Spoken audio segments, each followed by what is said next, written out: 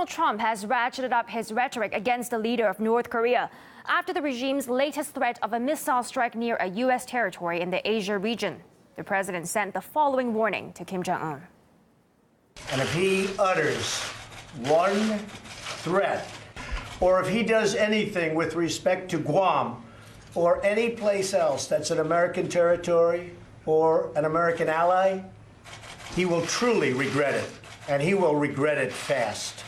Trump tweeted the U.S. Army is locked and loaded against the secretive East Asian state. It's the latest in a long line of rhetoric from the American leader. North Korea best not make any more threats to the United States. They will be met with fire and fury like the world has never seen. The people that were questioning that statement, was it too tough? Maybe it wasn't tough enough. It's not a dare, it's a statement. Has nothing to do with dare. That's a statement. While it's still a war of words for now, Western media report the Pentagon has plans for a preemptive strike on North Korea's nuclear facilities.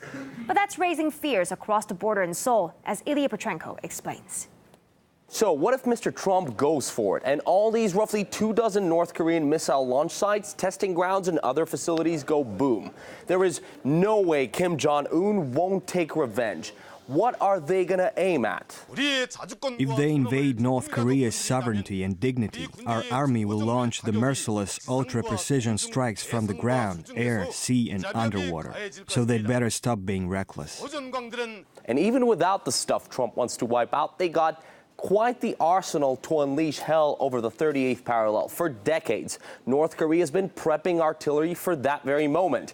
And now what they got loaded and ready to fire are 12,000 pieces of tube artillery and 2,300 units of multiple launch rocket artillery.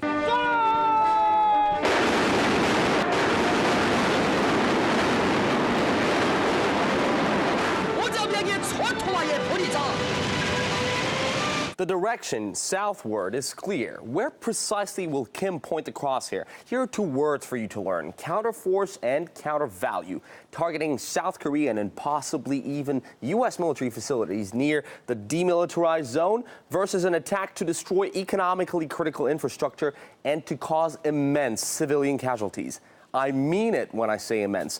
Look at the range of North Korean artillery beyond the border. Millions of people live there, more than half of South Korea's population.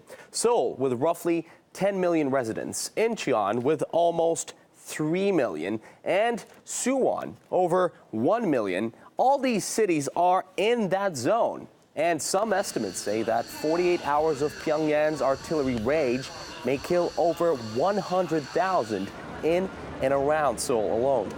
But what kind of specific North Korean threat have we been mostly hearing about from the folks on TV? That dramatic escalation in tensions with North Korea.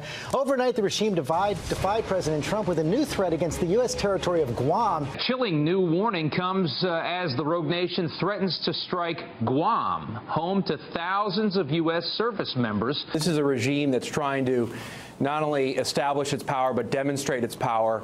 Everyone's playing the Count Kim's missile range game, though even if it is capable of reaching the U.S. island in the Pacific, how realistic is the threat of a successful launch, a launch that would dodge America's AMD? So with the offensive and defensive systems that the United States has, both in the fleets and in the Air Force, I would think it's a very low risk that it would be successful, particularly in Guam. If you are a U.S. citizen on the coast of Guam, no doubt you're still pretty stressed. But hey, say that to South Koreans from somewhere near Seoul.